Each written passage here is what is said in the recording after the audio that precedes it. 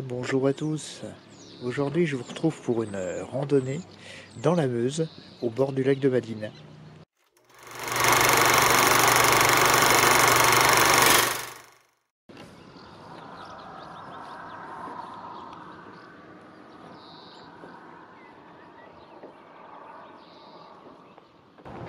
Alors, ce lac de Madine, où suis-je exactement?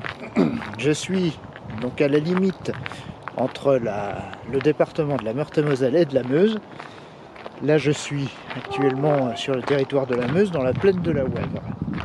Ce lac de Madine, donc, c'est un lac artificiel de 1100 hectares de superficie, 35 millions de mètres cubes de capacité, et qui a été mise en eau à la fin des années 70. La création de cette retenue d'eau, de ce lac, répond à trois objectifs. Le premier, c'est d'assurer une alimentation en eau potable pour la ville de Metz. La deuxième, c'est la création d'une réserve nationale de faune et de chasse. Et la troisième raison, c'est la création d'une base de loisirs à proximité des villes de Metz et de Nancy.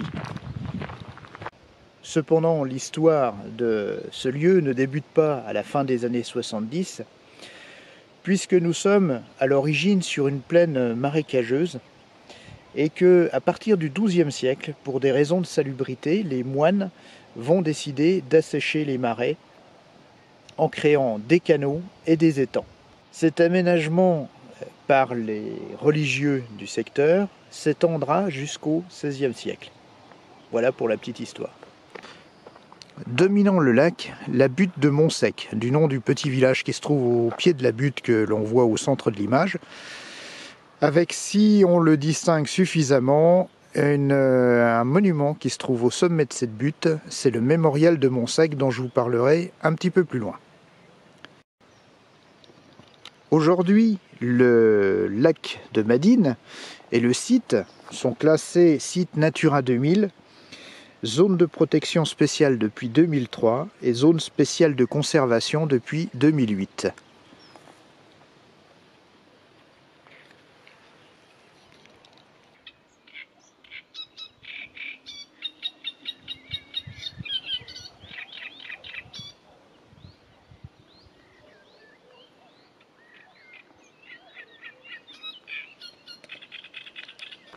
Ce lac dispose d'un circuit qui fait l'intégralité de son pourtour sur une distance d'à peu près 20 km, et c'est ce que je vous propose de découvrir aujourd'hui avec moi.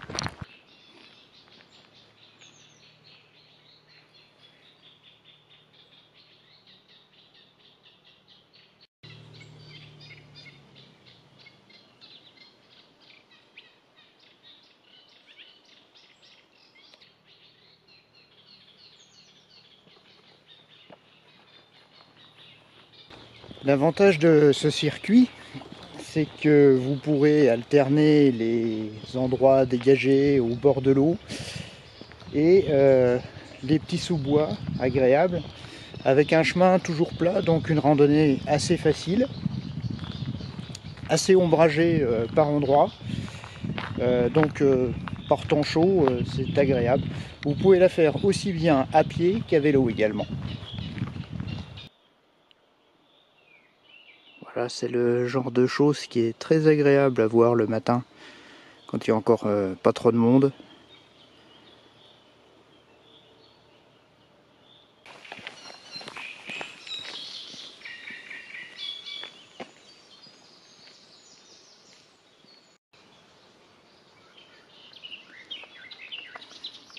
Alors n'oubliez pas en venant ici que vous êtes dans une réserve et donc on attend de votre part un comportement adapté. Donc les chiens tenus en laisse, ne laissez aucune trace de votre passage, restez le plus discret possible pour pas déranger la faune. Voilà, maintenant je sors du bois et je traverse quelques champs avant d'arriver à Montsec et à sa butte dont je vais vous parler dans quelques instants.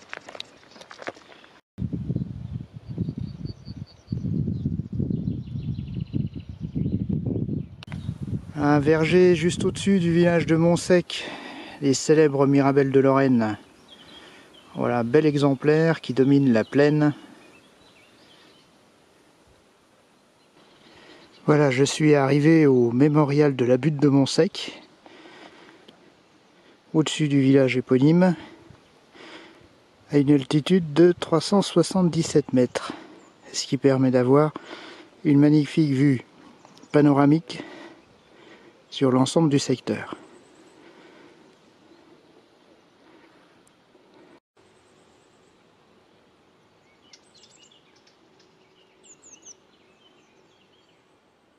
Ce mémorial de la butte de Montsec est un monument américain commémorant l'offensive des troupes US sur le saillant de Saint-Miel qui se déroulèrent du 12 au 15 septembre 1918 et du 9 au 11 septembre 1918. C'est un monument qui a été érigé en 1932. Il a été ensuite, lors de la Deuxième Guerre mondiale, investi par les troupes allemandes du fait de sa position géographique, ce qui en fait un promontoire d'observation assez unique sur la région. Et il a été repris ensuite par une offensive alliée à la fin de la guerre. Ce monument est classé monument historique depuis 1975 et il a été construit sur des plans d'un architecte américain, Egerton Swartwood. Voilà. Quelques points historiques concernant cette butte de Montsec. Maintenant, on va aller voir plus en détail le monument. Une petite précision qui a son importance. Donc ce monument fait partie des 11 monuments américains présents en Europe pour commémorer justement les hommes, les Américains tombés au cours de ce premier conflit mondial. Il faut noter aussi que cette attaque du saillant de Saint-Miel n'était pas une mince affaire, puisque, pour donner un ordre d'idée, 550 000 hommes, 550 000 Américains ont été engagés pour cette bataille du 12 au 16 septembre 1918. Ça vous donne un peu l'ampleur du choc qui a eu lieu ici. Et également un autre chiffre, cette bataille a engagé 1480 avions et 3 300 000 munitions furent déversées au cours de cette bataille. Voilà, à l'intérieur du monument, vous avez gravé au sommet l'ensemble des troupes, des bataillons impliqués dans cette bataille. Et au centre, sur une table en pierre, vous avez donc la carte en relief en bronze de la bataille du saillant de Saint-Miel, avec les dates, les localités, les villages, et tout le relief et les lignes de front.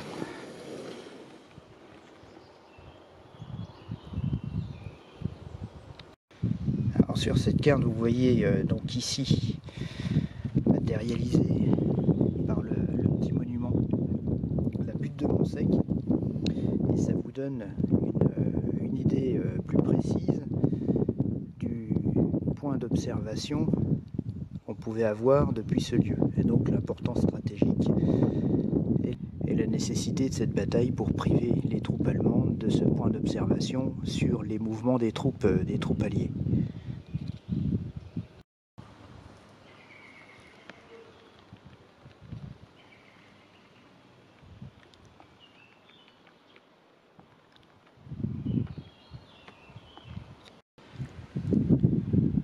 Ça reste aujourd'hui un magnifique point d'observation. Là on voit le lac au pied, puis toute la plaine lorraine. Et au nord-ouest, les côtes de Meuse.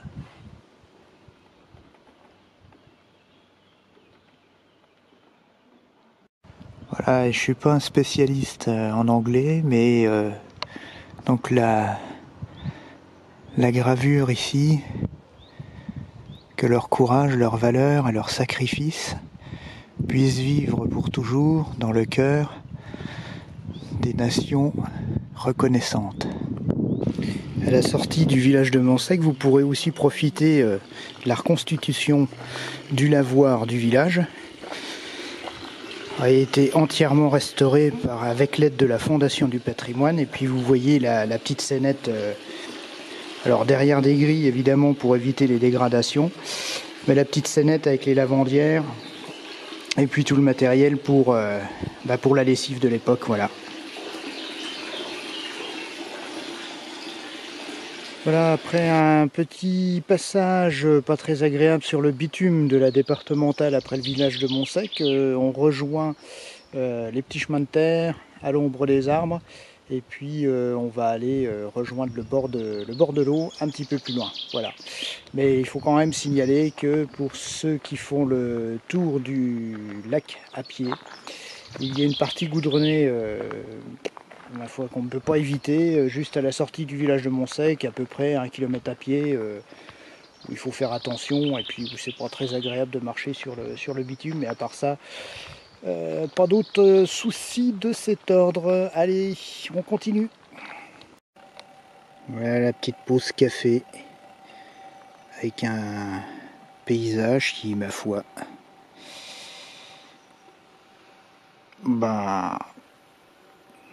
ça vaut le coup.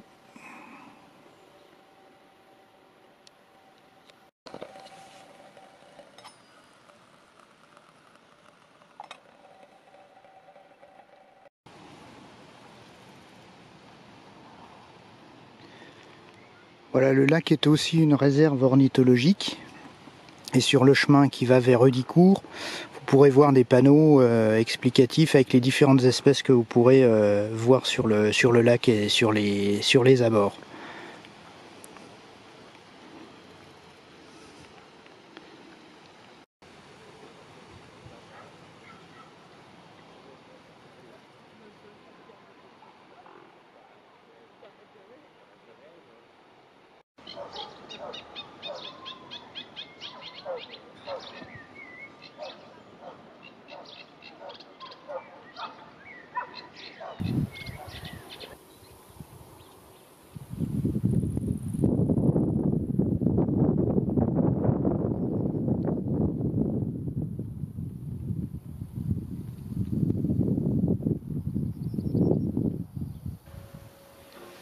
Alors cette vidéo s'achève maintenant. Alors évidemment, je ne suis plus à l'extérieur, je suis rentré chez moi, donc je vous explique un petit peu la situation. Après avoir rejoint la base nautique de Dicourt, donc une des deux bases nautiques du lac de Nadine, comme nous étions le dimanche précédent, le 14 juillet, énormément de monde sur les plages, sur le site.